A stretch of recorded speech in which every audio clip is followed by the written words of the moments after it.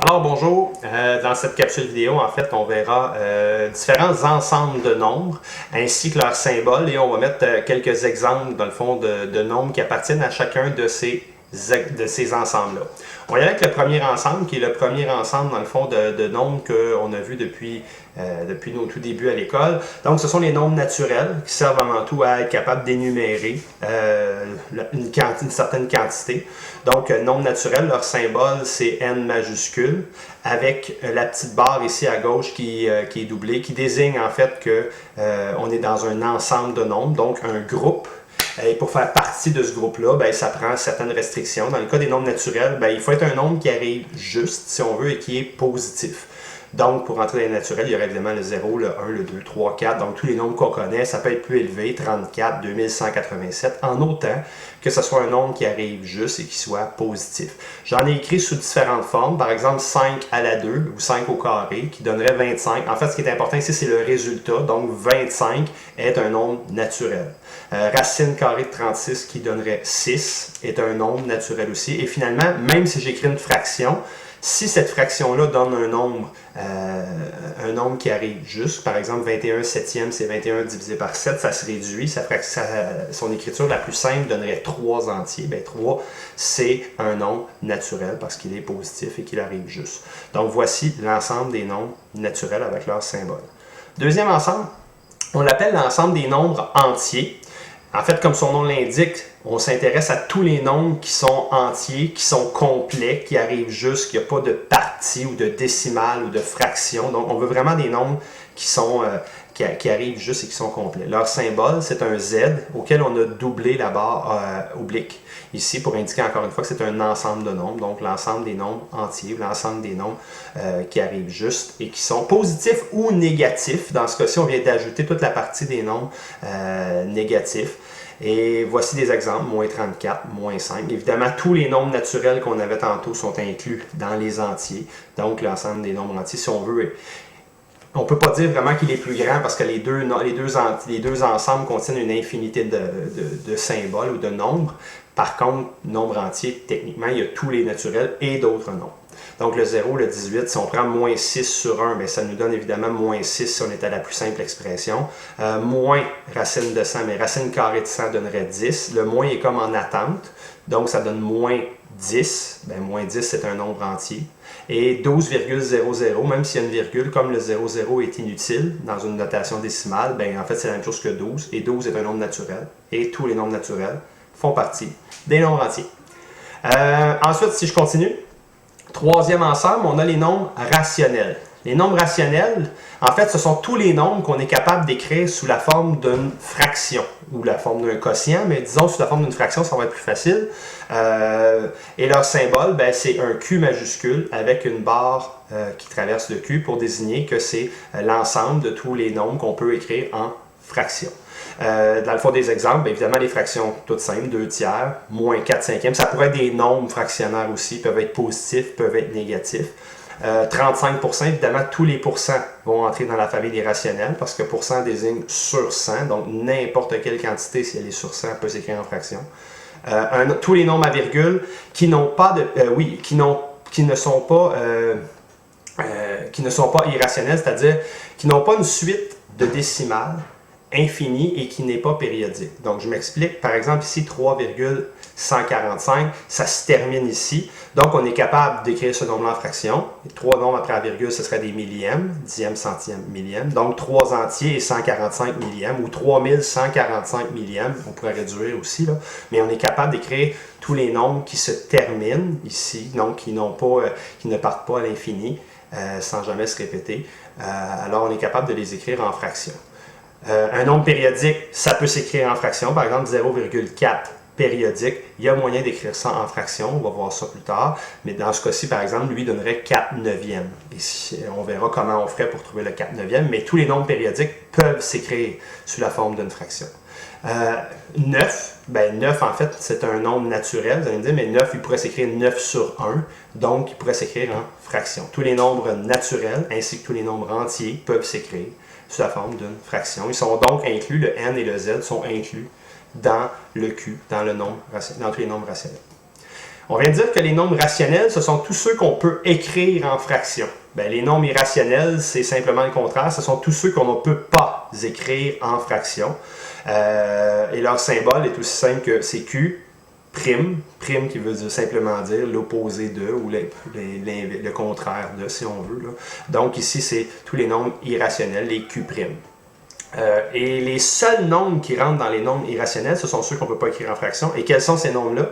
En fait, ce sont tous les nombres à virgule, nombre décimal, qui n'ont pas de périodique et qui, dans le fond, qui se terminent jamais parce qu'ils n'ont jamais une répétition qui apparaît. Et quels sont ces nombres-là? Ben, en fait, ce sont il y a les racines carrées et les racines cubiques qui n'arrivent pas juste parce qu'il n'existe pas un nombre multiplié par lui-même qui donnerait 20. 4 fois 4 donne 16, 5 fois 5, 25. Donc, la racine carrée de 20 donnerait 4, quelque chose. La racine cubique de 36, une racine cubique, ce serait quel nombre multiplié par lui-même 3 fois nous donnerait 36? Bien, il n'en existe pas. On n'a pas un nombre multiplié par lui-même une autre fois qui donnerait 36, ça n'existe pas. Bien, c'est pas que ça n'existe pas, ça donne un nombre qu'on appelle un nombre irrationnel, c'est-à-dire un nombre à virgule, où les décimales ne se répéteront jamais et ne se termineront jamais non plus. Tous les multiples qu'on peut faire avec pi aussi vont être des nombres irrationnels. Par exemple, pi c'est 3,14159 et ça part comme ça à l'infini, mais sans jamais se répéter, il n'y a pas de périodique, c'est donc un nombre irrationnel. Quand même que je prendrais pi, je le multiplierais par 2, je serais encore dans un nombre irrationnel. Et si je prends pi et je multiplie par moins 3, puis je divise par 4, les décimales changeraient, mais il serait encore illimité, sans jamais se répéter. Donc, nombre irrationnel, ce qui est à retenir, c'est toutes les racines qui n'arrivent pas juste, ainsi que les multiples de pi.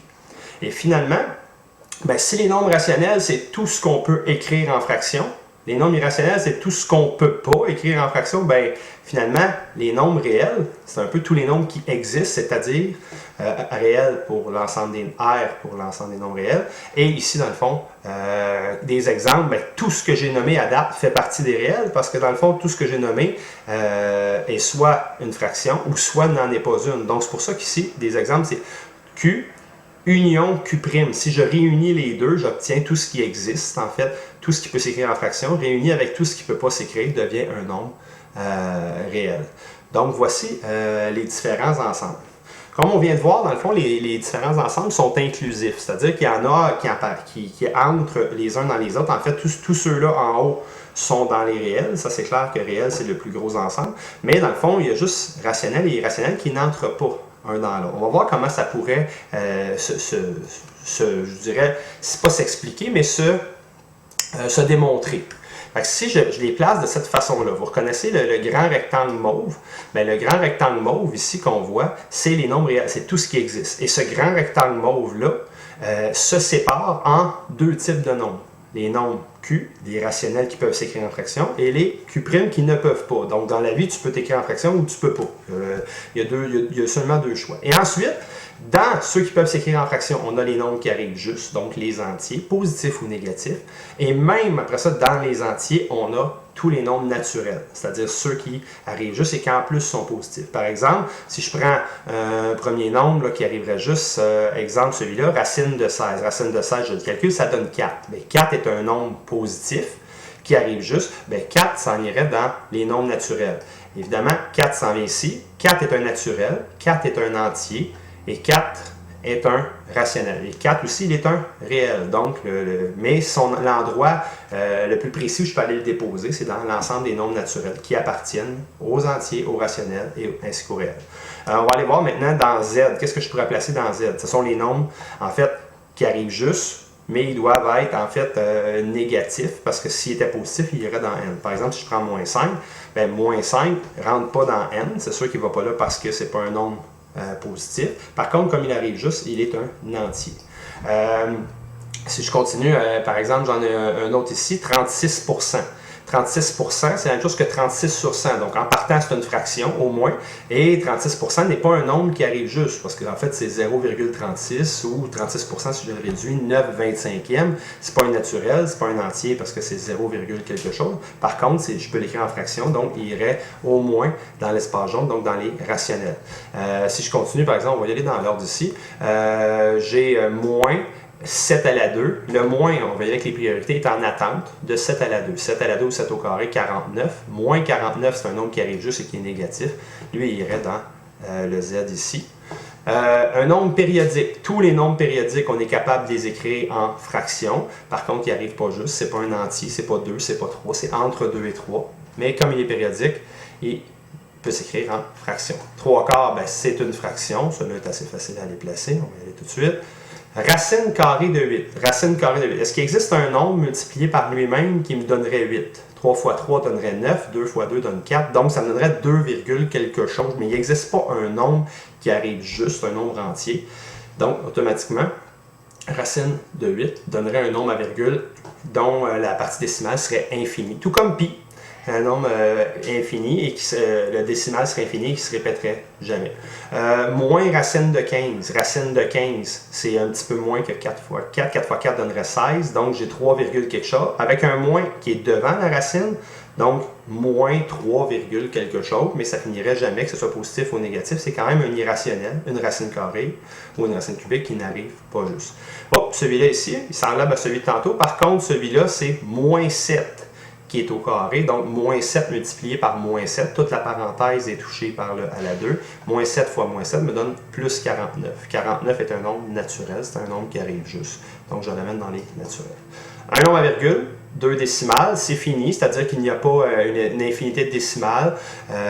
0,54, c'est 54 centièmes, donc 54 sur 100, c'est entre 0 et 1, mais ça peut très bien s'écrire en fraction, c'est pour ça qu'il rentre dans Q. Moins 11 septièmes, c'est une fraction. Si je la réduis à sa plus simple expression, ça me donne moins 11 septièmes. C'est pas comme si c'était moins 14 sur 7 que je pourrais faire un moins 2. De moins 11 septièmes, elle est déjà réduite. Donc j'ai une fraction ici qui n'est pas un nombre entier. Et finalement, je me suis gardé pour la fin celui-là ici, une racine carrée d'un nombre négatif. Le problème, c'est que le moins il est sous le crochet, donc il est dans le radical. Ce qui va arriver, c'est qu'on cherche un nombre multiplié par lui-même qui donnerait un nombre négatif, ce qui est impossible. Parce que si je prends 3 fois 3, j'obtiens 9. Si je prends moins 3 fois moins 3, j'obtiens 9 aussi. Donc, il n'existe pas un nombre multiplié par lui-même qui donnerait moins 9. Donc, par conséquent, vu qu'il n'en existe pas, il n'existe pas une réponse réelle. En fait, c'est une espèce de réponse, si on veut, imaginaire, mais elle n'existerait pas. Donc, on la laisserait, on le laisse ici. C'est-à-dire que racine carrée d'un nombre négatif n'entre même pas dans le rectangle mauve, le rectangle des réels. Alors voilà, on va vous inviter à faire maintenant quelques exercices pour pratiquer les ensembles de nombres.